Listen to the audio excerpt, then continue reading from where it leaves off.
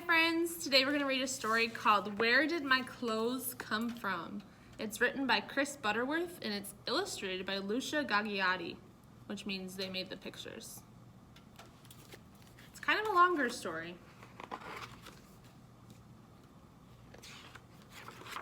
Wouldn't it be great if you could wear your favorite clothes all the time?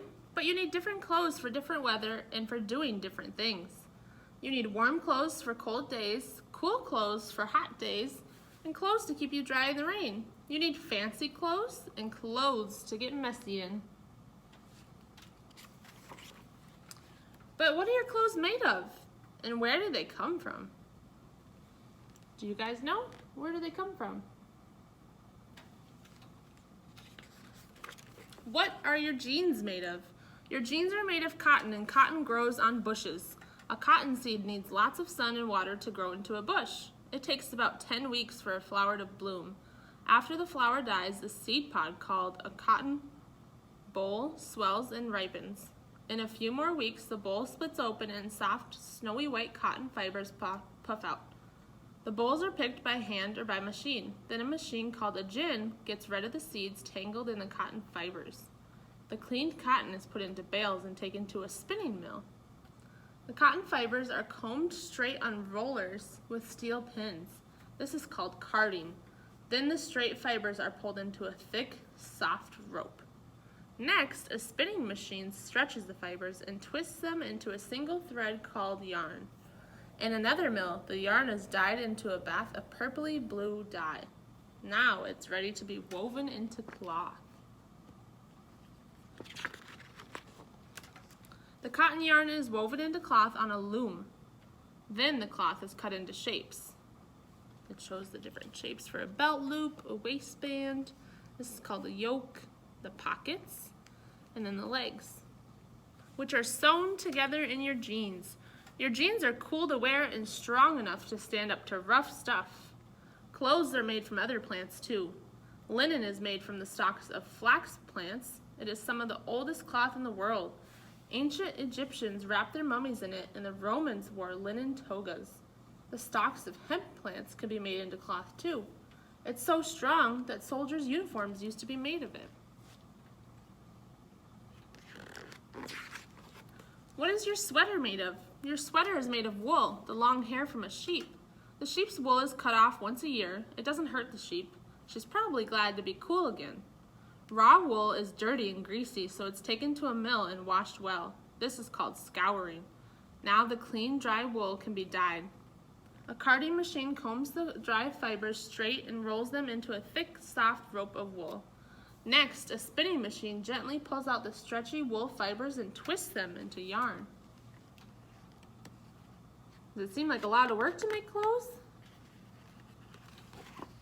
The yarn is thin, so several strands are twisted together to make wool that is thick enough to knit into clothes. Knitting can be done on machine or by hand. Maybe somebody in your family knit your sweater.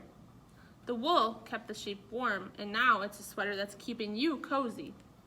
Around the world, people make wool from different long-haired animals. Yaks in Tibet, bison in North America, camels in China, llamas and alpacas in South America. Cashmere goats grow extra soft hair that makes silky fine sweaters.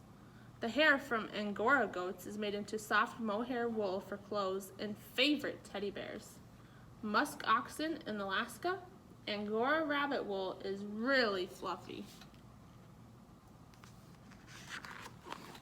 What is your party dress made of? Some fancy dresses are made of silk. Silk is the lightest cloth of all, and it's a fiber made by insects.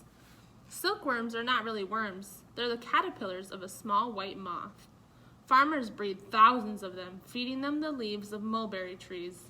Each silkworm makes a single silk thread and winds into a cocoon around its body. The single thread can be a mile long. The cocoons are dried and then softened in hot water. The superfine silk threads are gently unrolled and wound around a reel. These silk threads are pulled and twisted together to make a thicker, stronger yarn. Then the silk can be dyed bright colors before being woven into cloth on a loom. Silk can be made into different kinds of cloth: floaty silk, shiny satin, soft taffeta, or rich velvet. In any form, it's ready to be made into your party dress, perfect for a special occasion. And you feel special when you wear it. What is your soccer uniform made of?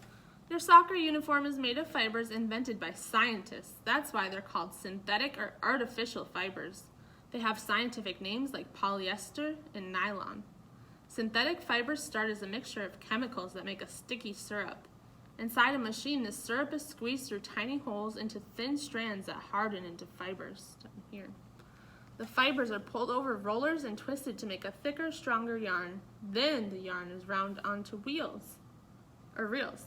Now the yarn is ready to be dyed and woven into cloth. Cloth made of synthetics is great for sports clothes. They wash easy, dry fast, and don't need ironing. So whoever washes your clothes loves synthetics too. What is your fleece jacket made of?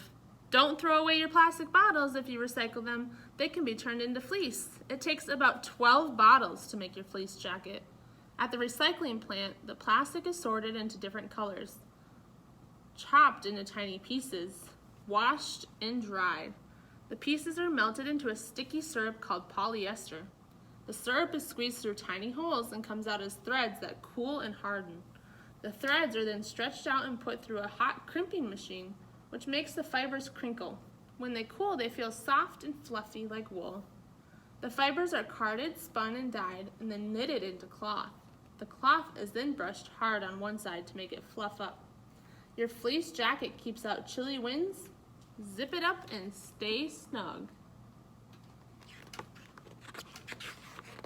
What are your boots made of?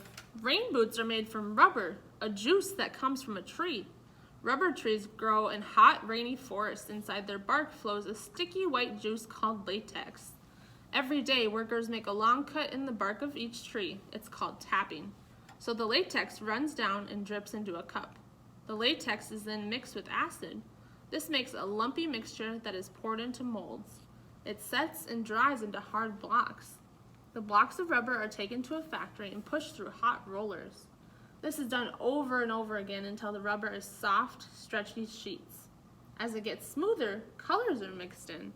Then the rubber is put through another roller and rolled out into thinner sheets. Boot shapes are cut from the sheets. The shapes are pressed around a boot mold, and their edges are heated to melt them together. Pull on your rain boots and stomp in the puddles. Your boots are waterproof, so your feet stay dry. They're tapping the trees just like we do when we get sap to make maple syrup or sugar. Recycling facts. Do you have clothes you've grown out of or you don't love anymore? In the richer parts of the world, people throw away millions of tons of clothes every year. That's a waste. Don't just dump those clothes, recycle them. Give them to a friend or a family member. Use the cloth to make useful things like toys, a blanket, or a bag. Take them to a thrift shop. Turn them into something new. Cut down old jeans to make shorts or a skirt.